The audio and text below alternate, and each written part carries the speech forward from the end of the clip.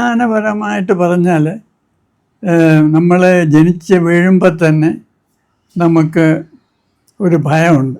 നമുക്ക് നമ്മുടെ ഇൻഡിവിജ്വൽ സെൽഫിനോട് ഒരു ഐഡൻറ്റിഫിക്കേഷൻ, അറ്റാച്ച്മെൻറ്റ് ഇതൊക്കെ ഉണ്ട്. ഇതിൽ നിന്നാണ് നമുക്ക് ഭയം വരുന്നത്. നമ്മൾ മരിച്ചു പോകും, ഇല്ലാതാകും എന്നുള്ള ഭയം. ആ ഭയമാണ് നമ്മുടെ മനസ്സിനെ ഇങ്ങനെ ചഞ്ചലപ്പെടുത്തിക്കൊണ്ടിരിക്കുന്നത്. ഇങ്ങനെ ചിന്തകളും വികാരങ്ങളും ഇങ്ങനെ അനിശ്ചിതം ഇങ്ങനെ വന്നു പോയിക്കൊണ്ടിരിക്കും. അപ്പോൾ ഇതില്ലാതാകുന്നതാണ് ധ്യാനമെന്ന് പറയുന്നത്. അപ്പോൾ നമ്മുടെ അടിസ്ഥാനപരമായ ഭയം കുറഞ്ഞെങ്കിൽ മാത്രമേ നമുക്ക് ധ്യാനിക്കാൻ പറ്റുള്ളൂ. ഈ ഭയത്തിനെ പറ്റി സാറ് പറഞ്ഞിട്ടുണ്ട്, അതും എൻ്റെ ഒരു ഡൗട്ടായിരുന്നു.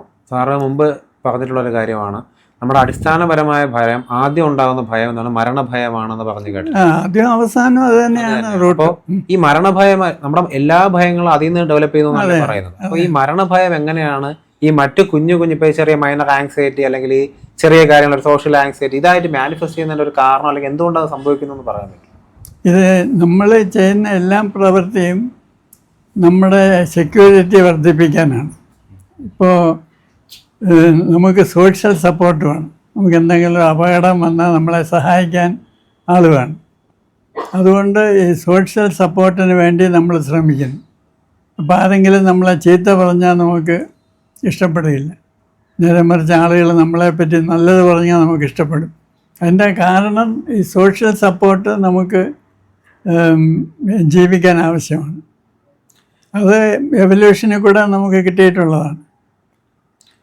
ഈ ധ്യാനത്തിൻ്റെ എല്ലാവരും ധ്യാനം ചെയ്യുന്നതും അല്ലെങ്കിൽ ഈ ഒരു സാത്വികത ക്രിയേറ്റ് ചെയ്യാൻ ശ്രമിക്കുന്നതും കാരണം ഓൾറെഡി എക്സിസ്റ്റ് ചെയ്യുന്നൊരു കൺസെപ്റ്റ് ഉണ്ട്, ബോധോദയം അല്ലെങ്കിൽ ജ്ഞാനം ലഭിക്കുക എന്ന് പറയുന്നൊരു കൺസെപ്റ്റുമായി ബന്ധപ്പെട്ടാണ്.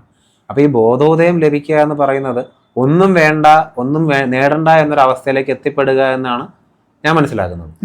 അപ്പോൾ ഈ ജിദ്ദു കൃഷ്ണമൂർത്തി അല്ലെങ്കിൽ സെൻ ബുദ്ധിസത്തിലൊക്കെ പൊതുവെ പറഞ്ഞു കേൾക്കാറുണ്ട്, ഈ ബോധോദയം എന്ന് പറയുന്ന ആ ഒരു സംഭവം അല്ലെങ്കിൽ ആ ഒരു ഇവന്റ് സംഭവിക്കുന്നത് ഒരു നിമിഷത്തിലാണ്. അതിങ്ങനെ പ്രോഗ്രസീവായി സംഭവിക്കുന്ന ഒരു കാര്യമല്ല, ടൈമിലല്ല. അത് ഇപ്പോൾ ഈ നിമിഷം ഏത് നിമിഷം വേണമെങ്കിലും സംഭവിക്കുക എന്നാണ് പറഞ്ഞു കേട്ടിട്ടുള്ളത്. അതങ്ങനെയല്ല, അത് പടിപ്പടിയായി മാത്രം സംഭവിക്കുന്ന ഒരു ഘട്ടമാണ്. ഇങ്ങനെ നമ്മൾ ഉയർന്ന് എത്തിപ്പെടുന്ന ഒരു നിലയാണെന്ന് പലരും പറയുന്നുണ്ട്. അതിനെപ്പറ്റി സാറിൻ്റെ അഭിപ്രായം? ഇത് രണ്ടും ശരിയാണ്. കാരണം ഈ സഡൻ എൻലൈറ്റൻമെൻറ്റ് എന്ന് പറയുന്നത് എല്ലാവർക്കും കിട്ടുകയില്ല.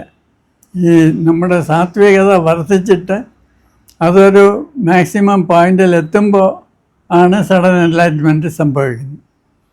ഈ യഥാർത്ഥത്തിൽ ഈ സാത്വികതയുടെ പാരമ്യതയിൽ എത്തിയ ഒരാൾക്ക് അപ്പോൾ തന്നെ അയാൾ ഒരു 90% എൻലൈറ്റ്മെൻറ്റിലാണ്.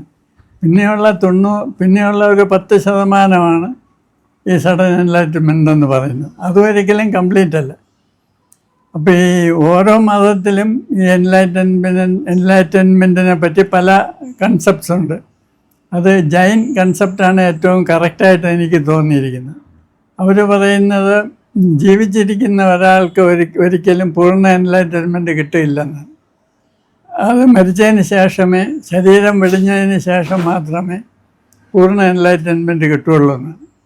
പിന്നെ ഈ ഒരു പാർഷ്യൽ എൻലൈറ്റ്മെൻറ്റിനാണ് ഈ എൻലൈറ്റൻമെൻ്റ് എന്ന് പലരും പറയുന്നു.